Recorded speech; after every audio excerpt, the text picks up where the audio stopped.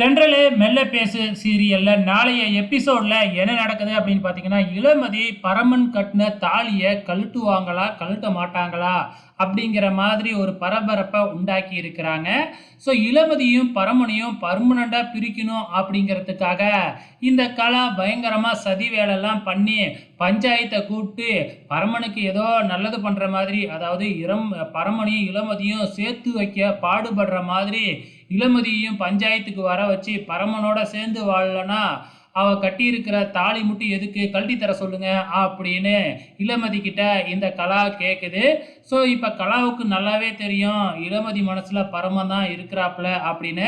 அது தெரிஞ்சுக்கிட்டு வேணும்னே இப்படி ஒரு சதி திட்டத்தை தீட்டு இருக்கு. கோயிலில் வேறைய காசு வெட்டி போட்டு பரமனுக்கும் இளமதிக்கும் கல்யாணம் செல்லாது அப்படின்னு அறிவிச்சிட்டாங்க. ஸோ அதான் கல்யாணமே இல்லைன்னு ஆயிடுச்சுல, அப்புறம் எதுக்கு அவன் கட்டின தாலி அதை கழட்டி கொடு அப்படின்னு கலா கேட்டுக்கிட்டு இருக்கிறாங்க. ஸோ இளமதி என்ன செய்ய போறாங்க அப்படிங்கிறத பொறுத்திருந்து பார்க்கலாம்.